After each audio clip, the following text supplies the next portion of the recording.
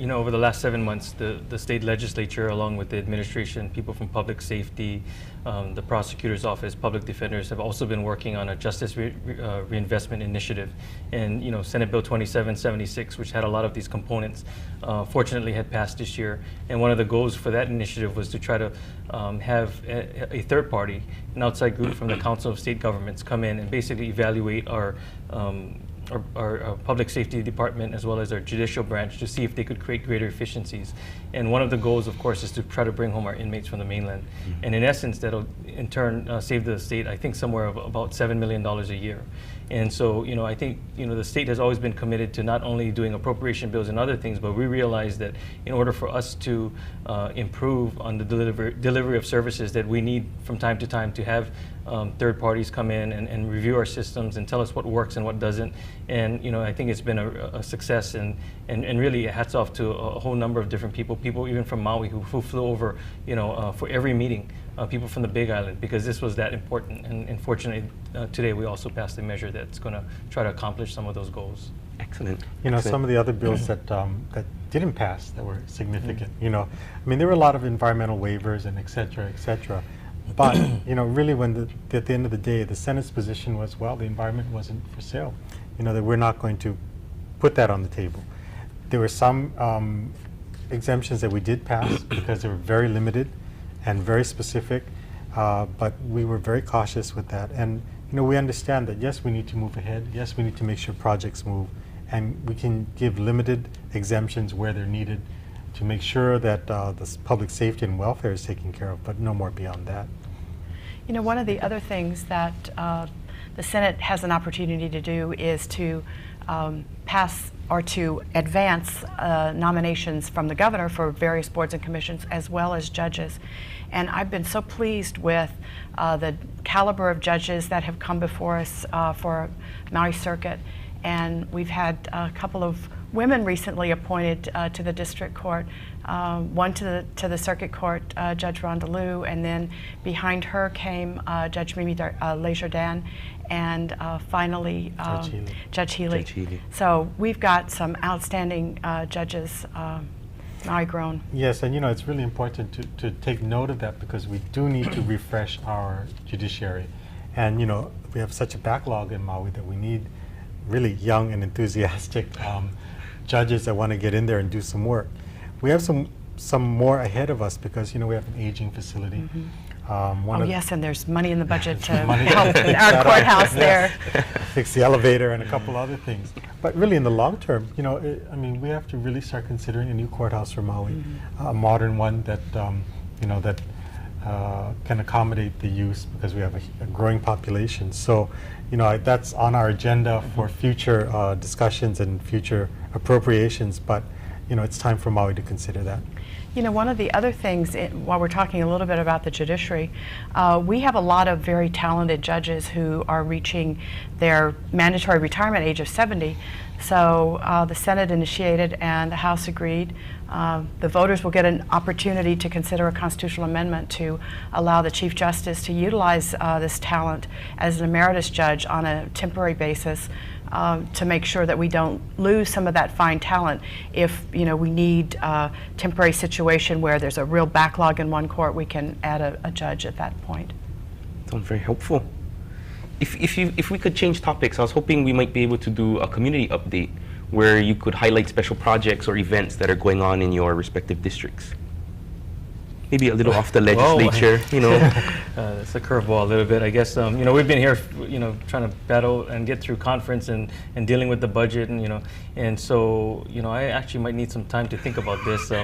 I'm sure there's a lot of things happening back home, and we're kind of excited that now that we've wrapped up. I know one of the things that we'll all be doing is starting to do more talk stories and engaging with communities, different groups, whether it be Rotary, Kiwanis. That's a normal thing for us to do. We'll be attending, school events, whether it's PTSAs or May Day programs and so forth. So, we certainly look forward to engaging back with our community. I'm sure the other media sources will start to pick up on some of the things that did happen and didn't happen. And I think, as Senator English just briefly touched upon, there are a number of things that we wish we could have and we didn't get this year. There were a very big philosophical difference between the House and Senate in terms of how to deal with the budget and how to promote economic development. The Senate looked at the CIP campaign as one component. We also looked at creating new industries and trying to develop them through incentives like tax credits.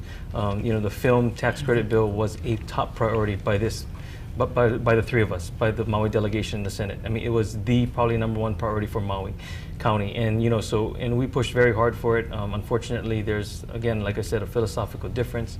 We're hoping next year we can work out some of those differences and address the concerns with our colleagues in the House.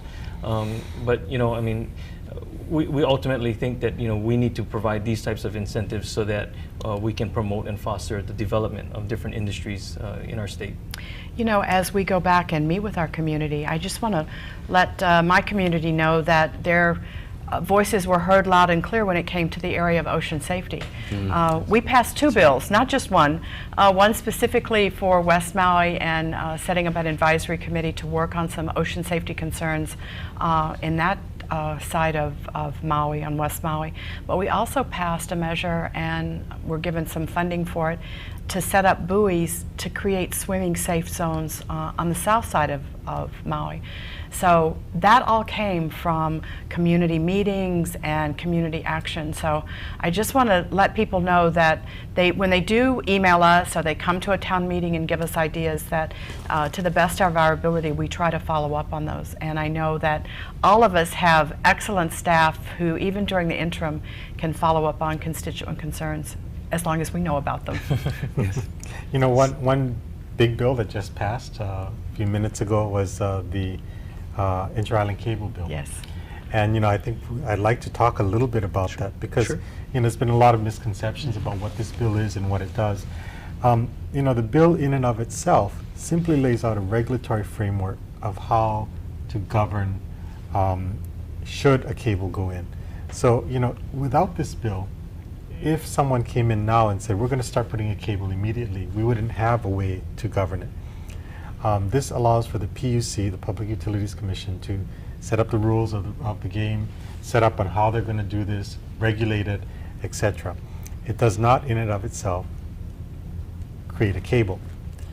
With that said, my constituents on Molokai and Lanai have had a very, very difficult time with this bill, because the brunt of it, or it was originally proposed, was to put the wind generation on Lanai and on Molokai. Really though, if you look at what's happening on the ground, it's the Big Island and Maui that are generating right now all of the renewable energy that we need. And we also have a problem. Many of the constituents in our district in Maui County have called, I'm sure all of you, and said, I want to put a photovoltaic system on my property, but the utility has said that the grid is full. I mean, I get so many of these calls that I generally know which grids are full and which ones are not. And that's what we have to consider, is that we have an overabundance of renewable energy on the Big Island and Maui.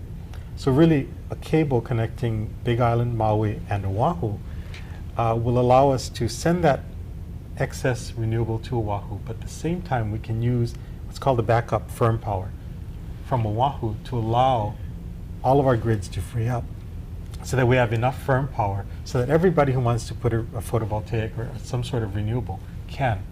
So it's a win-win for all of us. Exactly. And for Molokai and Lanai, I mean, I really want to thank Senator Baker for standing up for the people there and standing up for the principle that the Senate had in our draft that said, let's give the people there the option of opting in. Unfortunately, the House didn't appoint conferees, but we, on the floor, made it very clear, Senate floor today made it very clear that, the way the technology is going, really the cable is for connecting the major islands, Big Island, Maui, Oahu, and Lanai and Molokai. Really, they're exploring how do I say this? They're exploring new alternatives for energy. In other words, the energy field is changing so quickly and so fast that they're looking at, for instance, Molokai is looking at doing a co-op, much like Kauai, looking at creating different types, newer forms of renewables that may qualify as firm power. So, I really want to support that effort and help them to become completely energy independent. Right, because I think their entire requirement is something like 3 megawatts. Yeah. Lanai's not much more than that.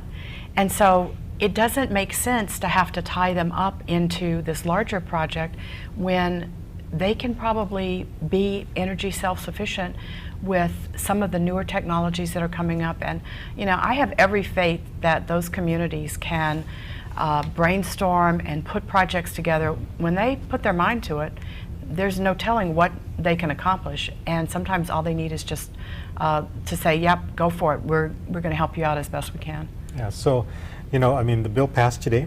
It's going up to the governor. And, just to give the reassurances to the people in our districts that, nothing will be forced upon you. Right. There's a number of years out before any real cable is laid. But we want to be prepared and have the regulatory framework in place so that if someone ever comes with a proposal, we have the correct way to make sure that it is what Hawaii wants and needs. Right. And with the conversations I think we've all had with the PUC, I think we feel very comfortable that they're going to scrutinize any proposals that come in very carefully, because they simply are not going to do renewables at any cost. They're going to take the affordability factor into place. And the other thing, while we're talking about the PUC, we passed a bill that really helps our farmers preserve the differential, the ag rates that they get when they're transporting items on the barges. And the PUC was very nervous about continuing that authorization or that particular proposal or program rather, without some authorization from the legislature. So that's another thing that passed today. Help our farmers, all of our farmers on all of the neighbor islands, because that's where things are grown and it comes over here to market. Recently, Yes, buy local. recently I attended the Ulupalakua wind farms, Oahu wind farm groundbreaking. So, I got the most recent numbers and updates, and I was really astounded to find out that currently about 30% of our power on Maui Island comes from wind. And with the addition in the next 2 years of Hawaii, we'll have probably another 15%. Right now, they at nights and at certain times, they actually shut down the windmills because there's too much renewables being produced. So this is the excess we're talking about. This is we don't need to shut it down. If the cable is there, Sure. we'll send that to Oahu. Exactly. And Oahu will then, when the times that we don't have wind, it'll back up Maui. And with new technologies for storing the energy that's generated when it's not used, that's going to also help in the overall scheme of things. Senator Tsutsui? Yeah, no, and I think just in response to a lot of emails, because we have gotten a lot of emails from folks in the community who are concerned, and they're sending emails saying we do not want an undersea cable. And again, as Senator English says, this does not mandate that. They're also saying that we don't want windmills. And again, this bill does not mandate that. So I think we just want to be really clear what this bill is and what it is not. So I think that's important for people to know.